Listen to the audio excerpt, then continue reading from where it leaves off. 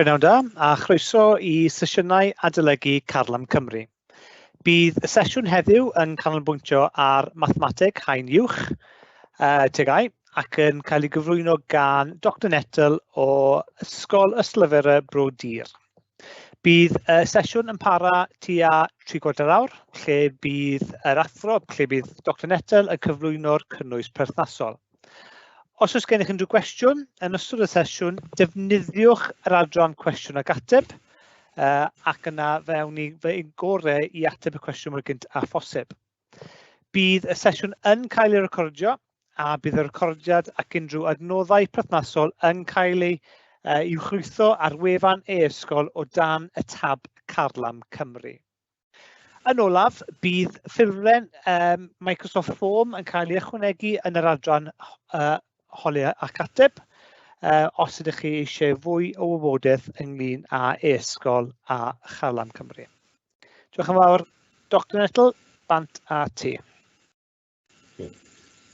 Diolch. So, yn y sesiwn heddi, ni'n mynd i ffocysu ar haen uwch Mathemateg, yn penodol yw'r reol sain ac hefyd reol cosine.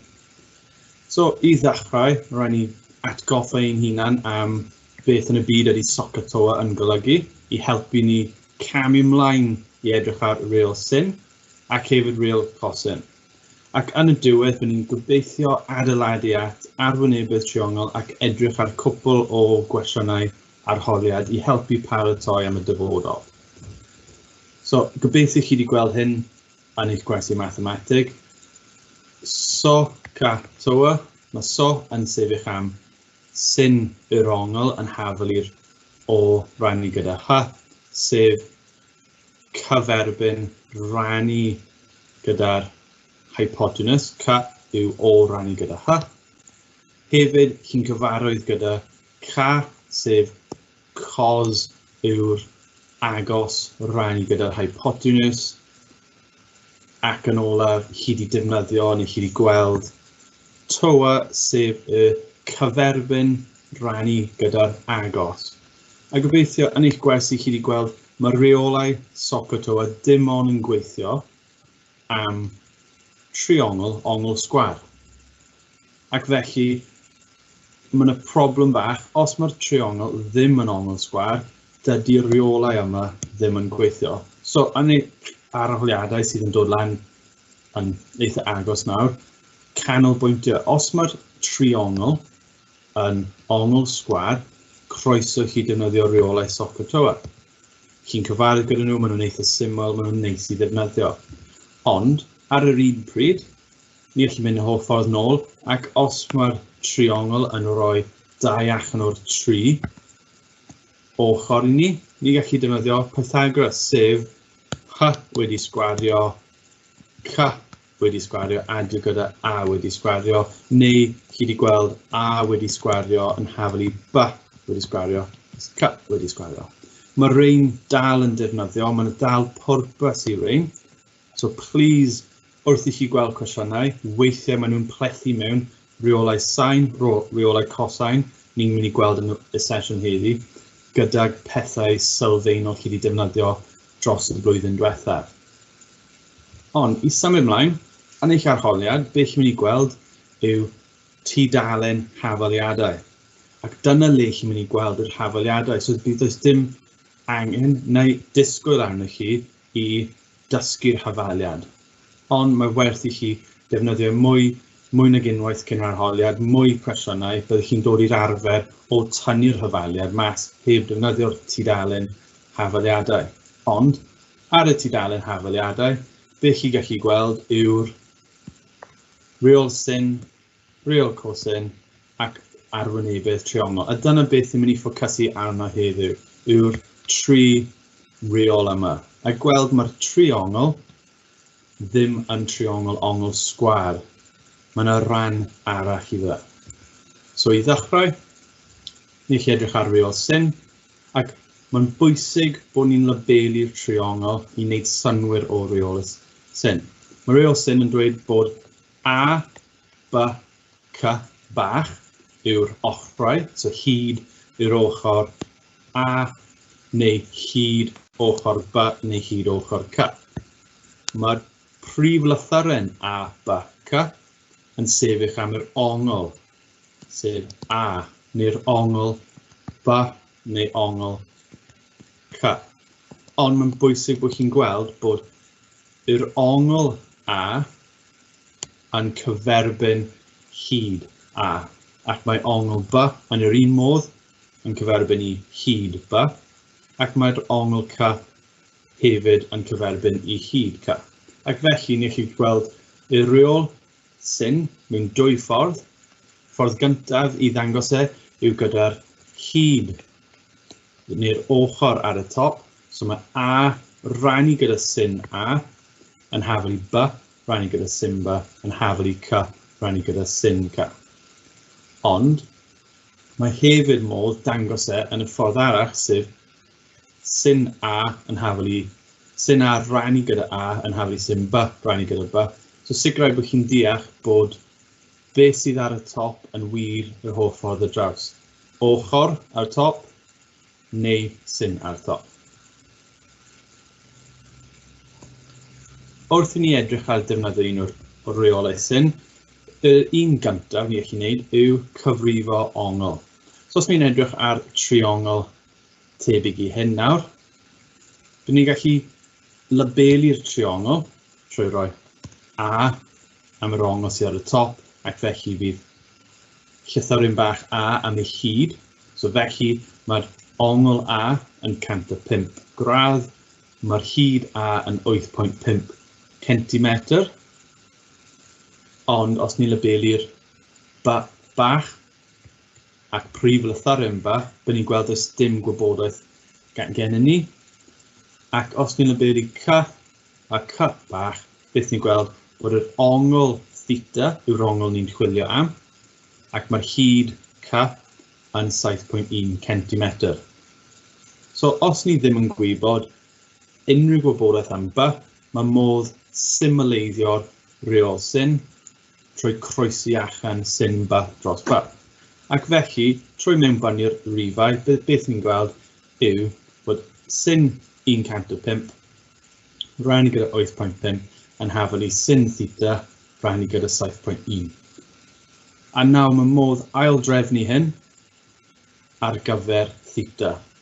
Cam gyntaf yw symud y 7.1, a gobeithio rawn chi mas yna, os chi'n gwylio hwn yn byw, chi'n gweld y patrymau. Os chi'n gwylio hwn ar ôl y sesiwn, croeso chi gwasgu pause a ceisiwch ateb y cwestiwn a gweld os chi'n cael yr un ateb a beth sy'n dod mas.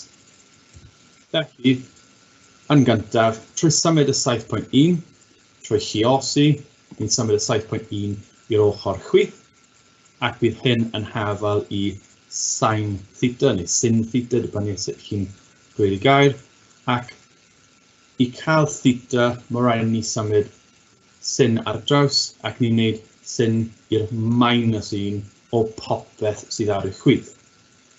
Croeso I chi darganfod gwerth sin 105 rannu gyda 8.5, lluos gyda 7.1 yn gyntaf, ac wedyn symud sin theta, neu croeso chi cadw fel mae. Ac os chi'n gweithio'r ateb allan, bydd chi'n cael ateb yn gyflymach na fi, ond cofiwch ar y cyfrifiannau bod yn ofalus bod y shift sin yn rhoi'r sin i'r -1, ac eto sin 105 rannu gyda 8.5 a cofiwch I luosi gyda 7.1. Ac bydd ateb synhwyrol gen ni. Cwestiwn nesaf, os ni'n cael go ar cwpl o gwestiynau, bydd ni'n gallu cael cyfle I weld y reol yn y trefn gywir. So eto, camau gweithredu ar reol sin yw labelu'r onglau ar hyd. So yn gyntaf, labelwch A bach, labelwch B a prif lythyren B, ac labelwch C a C bach.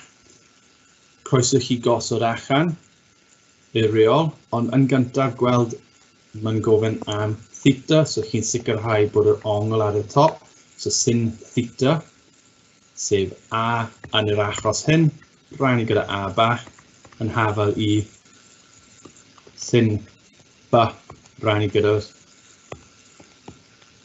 by bach. Rhaid bod yn ofalus I sicrhau bod by mawr ar y top.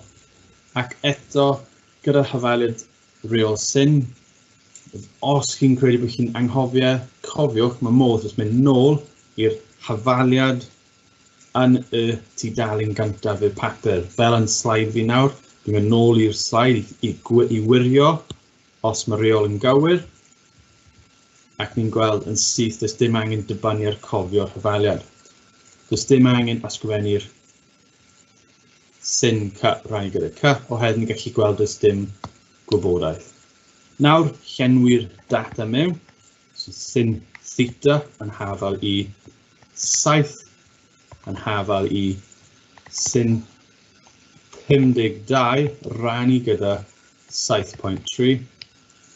Ac ni'n gallu gweld yn sydyn iawn mae angen I symud 7.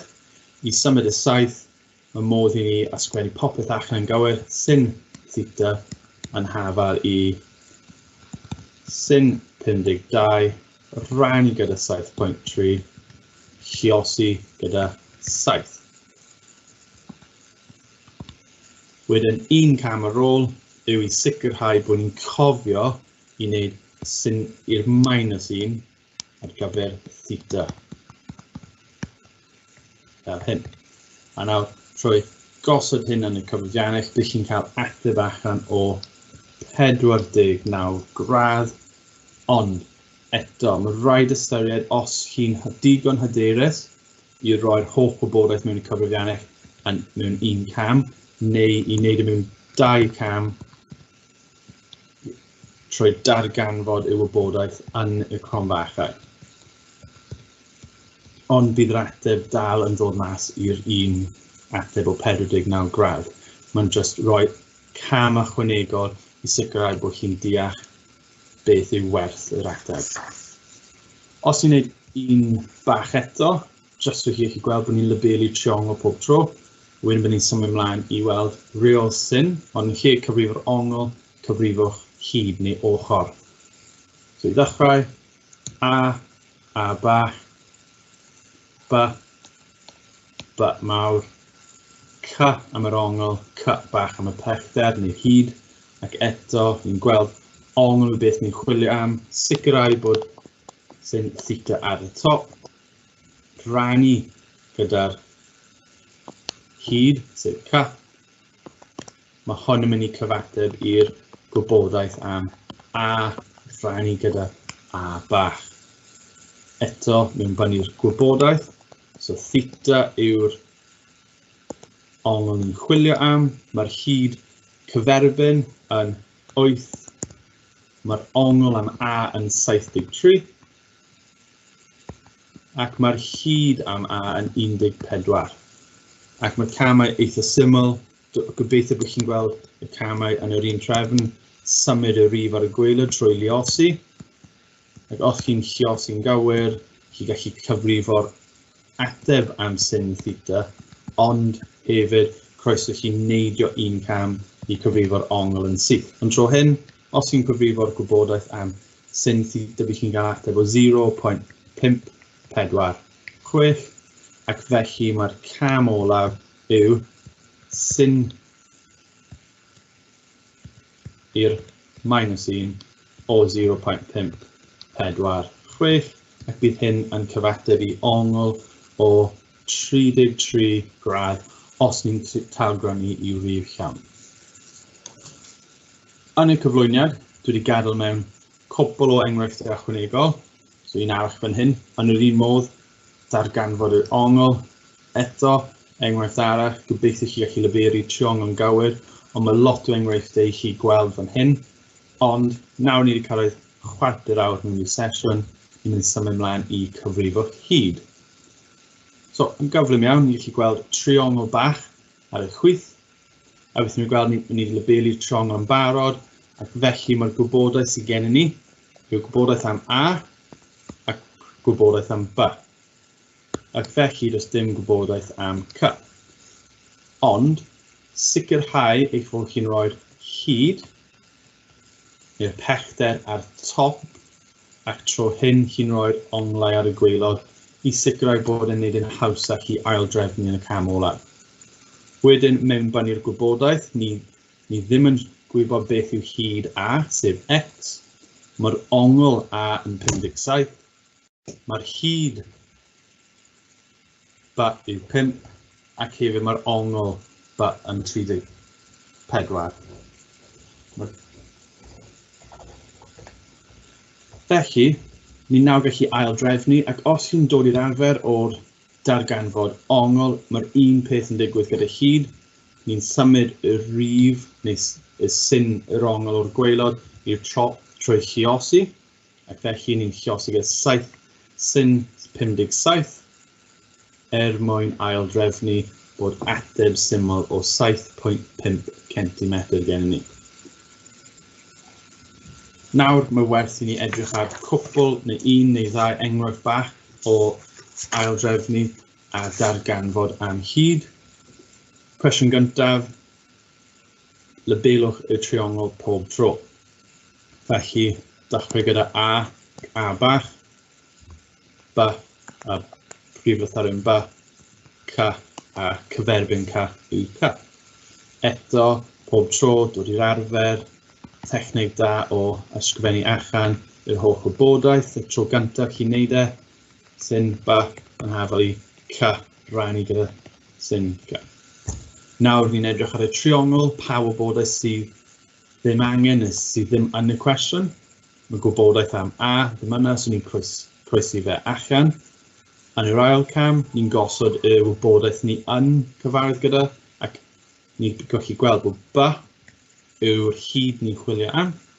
Ni'n rannu gyda syn B, sef 48, ac bydd hon yn hafal I 7 rannu gyda'r syn i'r ongl eto, sef 37. Nawr ni'n gallu symud syn 48 trwy lluosi, ac bydd hyn yn aildrefnu I fraction eto o 7 rannu gyda syn 37, lluosi gyda syn 48. Wrth mewnbannu i'r cyfrifiannau, so eto sgiliau'r cyfrifiannau fan hyn, 7 rannu gyda syn 37, lluosi gyda syn 48 yn hafal I 8.64 cm sydd yn talgrynnu I 9 cm os ni'n gwneud y rif llawn. So, beth ni'n gweld yw, mwyn darganfod hyd neu'r ongl, dim ond 3 allan o'r 6 wybodaeth sydd angen. 2 ongl a 1 hyd, neu 2 hyd ac 1 ongl, ac mae modd datrys y hyd neu ongl. Os ni'n edrych ar cwestiwn arall, tro hyn, ni'n gallu gweld bod digon o wybodaeth yn hyn. Ateb gwahanol, tro hyn, ni'n gallu gweld bod 2 ongl a 1 hyd, ac mae cwestiwn arall dy fi ni'n gallu ymarfer. Ond, os ni'n gorffen yn enghraifft hyn, oherwydd mae'r unedau yn wahanol. Mae'r unedau mewn kilometers. Ydy hwn yn mynd I effeithio ateb ni? Cawn ni weld. Os mae'n, bydd yn diddorol I fi. Felly, labelwch triongl A bach. Labelwch B a'r prif lythyren B ac ongl C. Dydy'r gwybodaeth A ddim yna, felly beth ni'n gweld yw ni'n chwilio am hyd, sicrhau bod B bach ar y top, rannu gyda syn B, hafel I C, rannu gyda syn C, ac ni'n gallu gosod mewn o wybodaeth sydd yn amlwg, sef X, rannu gyda syn 70 sydd yn hafel I B, sef 0.8 rannu gyda syn 20. Ac wrth chi dod i'r arfer, byddwch chi'n dechrau roi'r gwybodaeth sydd yn cynnwys i'r X neu'r ongl ni ddim yn gwybod ar y chwith, ond yn sydyn iawn ni gallu gweld bod hyn yn patrwm. Yr ffordd I cael y marciau gorau yw I ymarfer cwestiynau drosodd a drosodd. So chi'n lluosi gyda syn 70, i symud e i'r ochr dde, ac wedyn ni'n gallu defnyddio'r cyfrifiannau i ddarganfod gwerth y triongl, ac bydd gwerth y triongl yn 2.2. Ond, bod yn ofalus gyda'r unedau, os mae'r cwestiwn mewn centimetr, bydd yr ateb yn centimetr, ond tro hyn bydd yr ateb mewn kilometr. So yn y chwarter awr 20 munud gyntaf, ni wedi cael digon o amser i mynd dros real sin. So mae real sin yn defnyddiol os mae dwy ongl ac un hyd, neu dwy hyd ac un ongl gen ni. Mae real cosine yn ddefnyddiol oherwydd mae angen dwy hyd ac un ongl i ddarganfod yr hyd sydd ar goch, neu yn yr un modd, mae modd ddarganfod un ongl trwy'r gwybod pob hyd. So mae dwy ffordd o ddefnyddio hyn. Un gyntaf yw ffocysu ar sut i ddarganfod ongl, ac wedyn ni'n mynd i edrych ar cwpl o enghreifftiau o sut i ddarganfod un o'r hydoedd sydd ar goch. So cyfrifwch ongl, os ni'n edrych ar cwestiwn syml, beth ni'n gallu gwneud yw eto labelwch y triongl. Bwysig bod ni'n labelu triongl gyda reol hyn, oherwydd mae A yn cyferbyn i A bach. Bach yn cyferbyn i B mawr, a C cyferbyn i C bach. Mae hyn yn bwysig oherwydd os ni'n gweld yn reol sin, beth chi'n neud, chi'n mynd i wneud B wedi sgwario, adio i C wedi sgwario, tynnu A wedi sgwario. So mae'n hollol bwysig bod y dau rif sydd yn cael ei adio yw'r ddau rif sydd yn agos i'r ongl ni'n chwilio am. Ac wedyn ni'n tynnu'r sgwar eu hyd cyferbyn. So mae'n bwysig bod chi'n deall bod yna reswm ti o labelu triongl mor manwl â hyn. Wedyn, trwy labelu'n gywir, mae modd amnewid y rifau mewn, a beth ni'n gweld yw 8.3 adio 6, ddau rif wedi sgwario, tynnu 9 wedi sgwario, holl beth, rannu gyda 2, lluosi gyda B, lluosi gyda C, a mynd i roi ateb o 0.24, ond eto cofiwch bod hwn yn gwerth cos o A, ac felly pob tro ni'n defnyddio'r cos i'r minus 1. Os chi'n defnyddio cyfrifiannau, cofiwch i ddefnyddio'r button sydd ar y top ar y chwith sef shift, a wedyn gwasgu cos i cael cos i'r minus 1. So, enghraifft syml, os chi'n edrych ar cwestiwn fel hyn nawr, eto os chi'n gweithio ar y pwynt pŵr yma ar ôl y sesiwn, croeso chi gwasgu pause i cael ymarfer bach ar cwestiwn cos. Os chi'n gwylio'n byw, gobeithio chi'n gallu dilyn y camau yn amlwg. So, cwestiwn hyn, labelwch popeth, A bach, B bach, prif lythyren B sydd ddim yn perthnasol, ond ni'n gallu labelu ongl am C, ond eto bydd ni ddim yn defnyddio fe. Ac beth ni'n gweld yw ni'n chwilio am i'r ongl A. Ac mae hyn yn cyfateb i B wedi sgwario, adio i C wedi sgwario, tynnu A wedi sgwario, bydd popeth yn rannu gyda 2, lluosi gyda B, lluosi gyda C. Eto, does dim disgwyl i chi cofio beth yw'r hyfaliad, oherwydd tudalen gyntaf yn eich arholiad, bydd y tudalen fformula, so bydd chi gallu mynd nôl a tynnu hyn allan o'r tudalen fformula mwyn gosod yn y rifau. Nawr, ni chi gosod y rifau mewn, felly cos A yw B wedi sgwario, sef 11 wedi sgwario, adio 10 wedi sgwario, tynnu 15 wedi sgwario, a mae popeth rannu gyda 2, lluosi gyda 10, lluosi gyda 11. So ni'n gweld cwestiwn fel hyn, i gallu defnyddio'r cyfrifiannau cam wrth gam, neu chi gallu mynd bany'r holl peth i'r cyfrifiannau, ond wrth i wneud fy camau, beth eich gweld yw 100, adio gyda 100, tynnu 225, popeth rannu gyda 220. Weithiau bydd eich rif ar y top yn tynnu i fod yn rif positif, neu weithiau bydd eich rif yn tynnu i roi rif negatif. Os mae rif yn negatif, just gweld y cam olaf, wrth i chi defnyddio cos i'r -1, byddai'r ongl dal yn synhwyrol.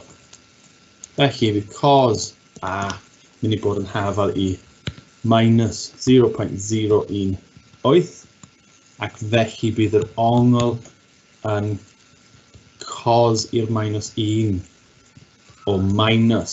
Mae rhaid i chi defnyddio'r minus, ac bydd eich ateb yn wrach yn ei ongl o 91 gradd. Ac os ni'n edrych ar y diagram, mae hyn yn gwneud synwyr, so mae hwn yn am triongl sydd yn just dros triongl ongl sgwar. So, edrych ar y triongl, labelwch y triongl, ac wedyn sicrhau bod A yn cyferbyn i'r ongl A, ac mae hwn yw'r rif ni'n tynnu. Os ni'n edrych ar y triongl o flaen ni nawr, efallai bydd A ddim i'r ongl ni'n chwilio am, yn enwedig os ni'n labelu fel hyn, A bach, A mawr, wedyn ni'n labelu'r ongl B mawr, nid B bach, C bach, C mawr, a tro hyn ni'n gweld bod yr ongl B yw beth ni'n chwilio am. Os ni'n chwilio am yr ongl B, ni'n gallu dysgu bod rhaid i ni symud pob lythyren i un le.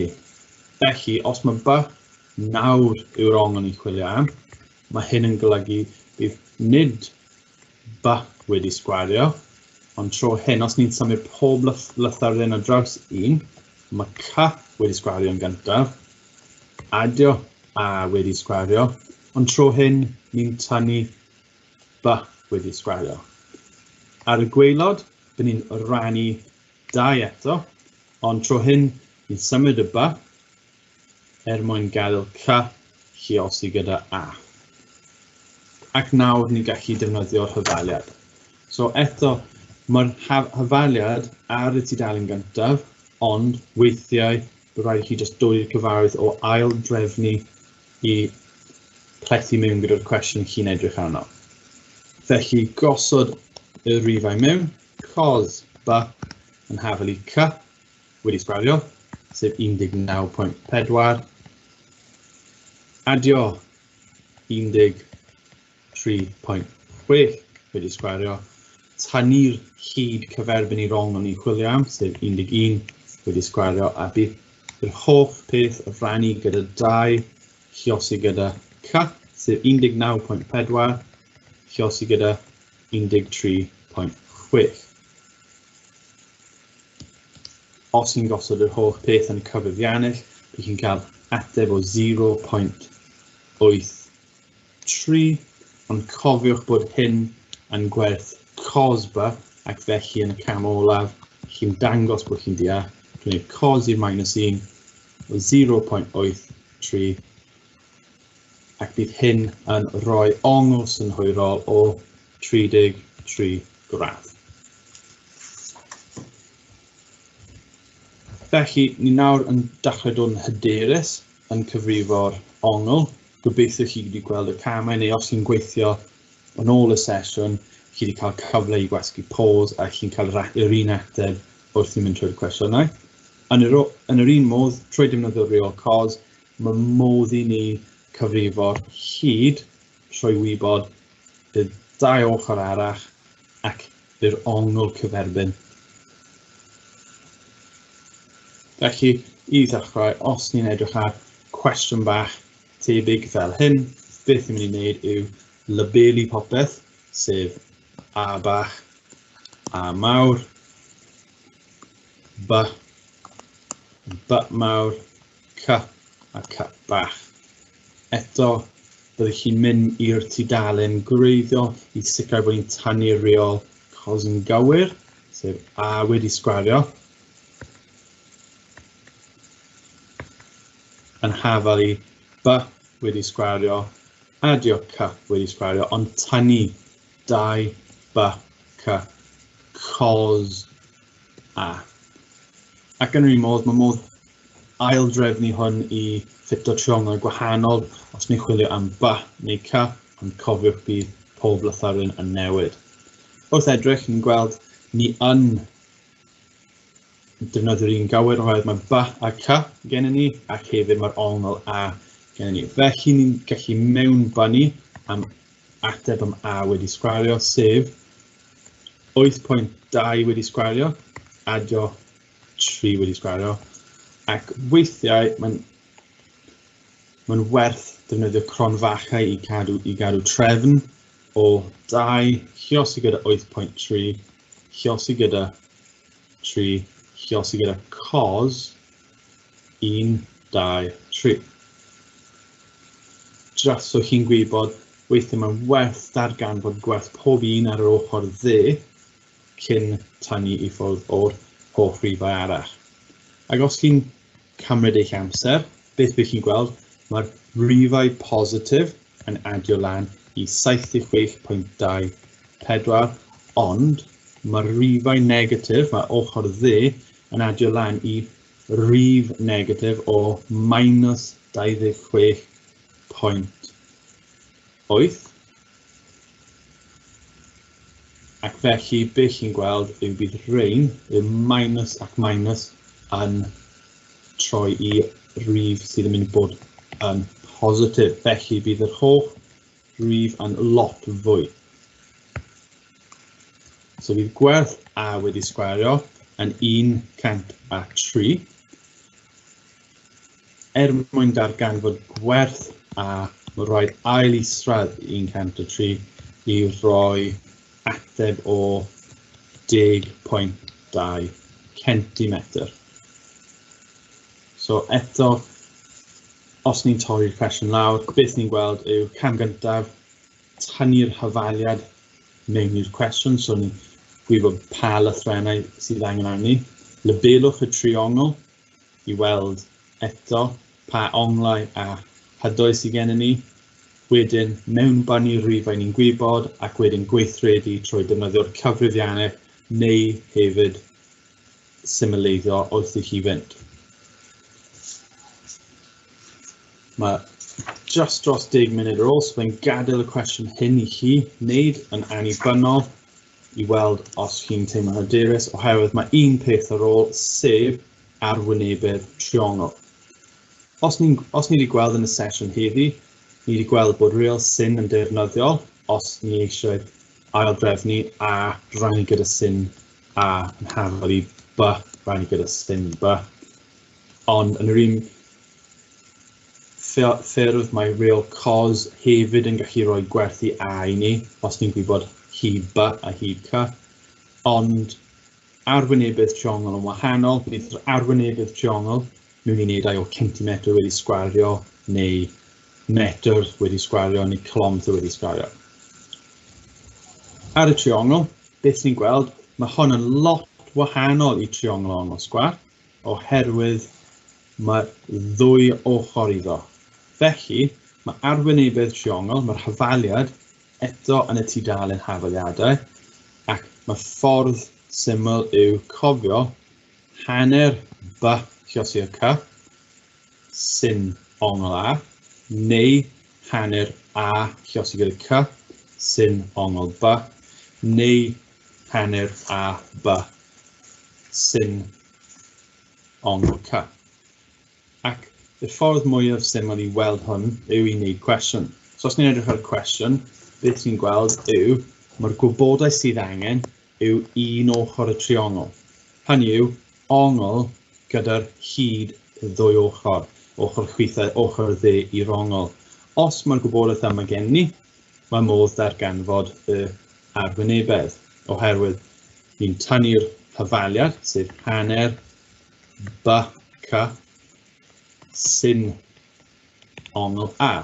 Os ni'n labelu a bach, b bach, a c bach.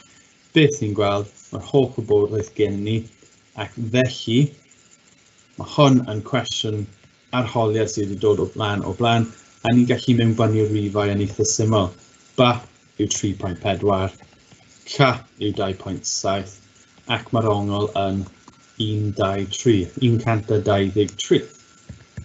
Trwy gweithredu'r cwestiwn, bydd ni'n gweld bod yr ateb yn dod allan i 3.8 centimetr wedi sgwafio. Os chi yn dilyn y pwynt pŵer yn fyw, bydd chi'n gweld pob cam, ond os chi'n gwylio hyn nôl a chi wedi defnyddio'r pwynt pŵer i helpu adolygu, beth bydd chi'n gweld yw mae pob slaid hefyd dwi wedi cuddio slaid sydd yn cynnwys yr atebion neu'r cynllun marcio i helpu chi os chi'n gweithio'n annibynnol. So nawr, cwestiwn arholiad sydd yn plethu popeth ni wedi gweld heddi. Yn gyntaf, ni gorfod gweld, ydy hyn yn gofyn am ongl, hyd neu arwynebedd. Mae'r cwestiwn yn gofyn am ongl. Ongl x, y, z. Ongl sydd lawr fan hyn. So, os ni'n gweithio'n digon hyderus, ni'n cyfarwydd gyda camau syml. So, ni'n arafu lawr a jyst labelu yn y dull ni'n dysgu. Felly, a bach, b bach, b mawr, ongl am c, a'r hyd c. So, os ni'n moyn cyfrifo'r x, y, z, ni'n cyfarwydd gyda b. So, mae'r cwestiwn nawr yn gofyn i ni cyfrifo'r faint neu gwerth ongl b. So, ni'n gweld bod hyn yn cwestiwn real sin. So, sin a, rannu gyda a, yn hafal i sin b, rannu gyda b, ac gobeithio chi'n gweld ys ddim angen ysgrifennu lawr gwybodaeth am c. Os ni nawr roi'r gwybodaeth ni yn gwybod, sef a, sef sin 123, os ni'n gweld bod 123 yn rif sydd yn codi nifer o weithiau yn papur arholiad, mae sin 123 rannu gyda 38.9 yn hafal i sin i'r ongl ni eisiau darganfod, rannu gyda b. Felly mae gwerth b yn 23.8. Mae sin b yn aildrefnu i sin 123 rannu gyda 38.9 oherwydd ni ddim yn newid unrhyw beth yna. Yr unig peth i'n gwneud yw chiosi'r hyd i'r ochr arall sef 23.8. Bydd gwerth sin b yn 0.51 ac felly yn y cam olaf wneud sin i -1 o'r ateb ac bydd yr ongl yn dod allan i fod yn 31 gradd. So mae hyn yn cwestiwn sydd wedi codi yn yr orffennol a beth ni'n gweld yw trwy labelu triongl ceisio wneud synwyr o wybodaeth yn y ffurf hyd i dysgu, mae'n hawdd i weld bod real sin yn defnyddio. Cwestiwn nesaf dwi wedi rhoi mewn i'r papur yw cwestiwn ar arwynebedd, ond wrth edrych, does dim digon o wybodaeth i ddarganfod arwynebedd triongl a c d. So mae'r triongl a c d, dwi wedi uwcholeuo fe yn coch fan hyn, ac cofiwch i ddarganfod triongl, yr arwynebedd y triongl, mae rhaid ni cael yr ongl ac hyd y ddwy ochr agos i'r ongl. Felly, yn gyntaf, beth ni moyn chwilio am yw hyd b bach. So mae'r cwestiwn hyn mynd i bod yn 2 cam. Yr un gyntaf yw i ddarganfod hyd. Ac os ni'n dilyn y patrwm y wers, ni newydd gweld cwestiwn ble ni wedi defnyddio real sin. Mae'r cwestiwn hyn yn gofyn am arwynebedd, ond mae rhaid ni wneud rhywbeth cyn. So mae'r cwestiwn yn gofyn i ni defnyddio real cos, sef a wedi sgwario yn hafel i b wedi sgwario, adio c wedi sgwario, tynnu 2 b c cos a. Ond, os ni'n gweld bod y triongl wedi ei labelu i ni, a ni'n chwilio am b. Ond cofiwch bod ni'n symud y lythrennau. Felly, c wedi sgwario, adio a wedi sgwario. A ni'n tynnu 2 c a cos yr ongl b. Nawr y modd i ni mewn bynnu rhifau. Felly mae c yn 7.2. Mae a yn 8.8. Credu dwi wedi cael nhw'r ffordd anghywir rownd, ond does dim ots, cos ni'n adio'r ddau rif yn hyn.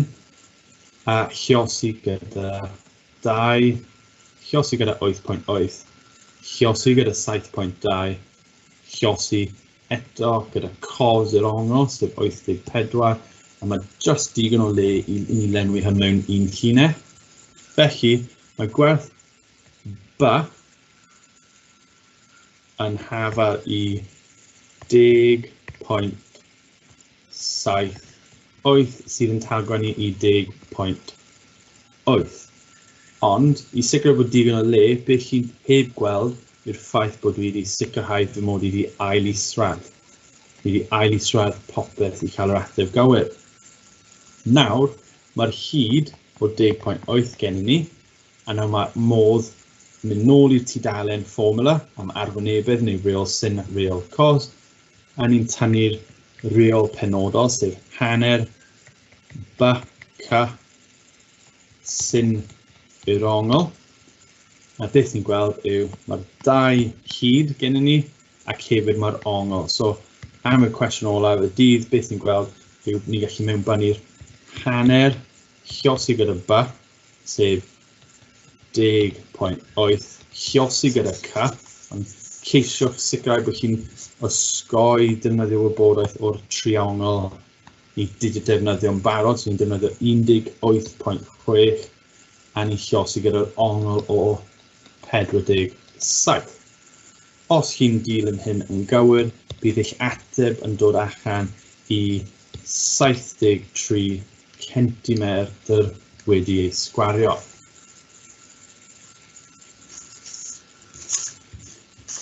So, yn y sesiwn heddi, ni wedi cael digon o amser i edrych ar real sin, a ni wedi gweld y 2 ffordd o real sin, sef yn yr un ffordd gyntaf yw cyfrifo hyd, yn yr ail ffyrdd ni wedi gweld yw i gyfrifo ongl.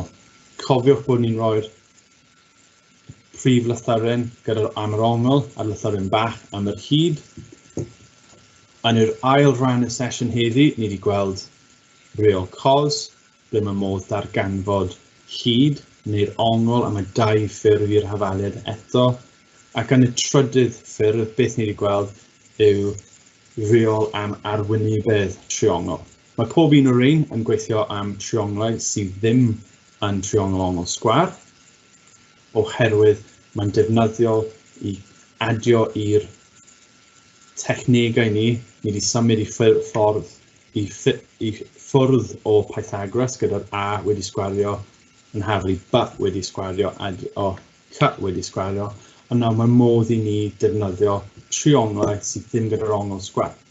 So mae cwbl mwy o cwestiynau yn y cyflwyniad, ond diolch i bawb sydd wedi wrando heddi a gobeithio chi'n cael werth o'r adnoddau yma. Diolch yn fawr, Dr Nettle. Gobeithio bod y sesiwn heddiw wedi bod yn defnyddiol i chi. Fel wedodd, bydd y sesiwn arall yn rhedeg yr un amser wythnos nesaf, dydd Mawrth nesaf am 4:45. Diolch yn fawr.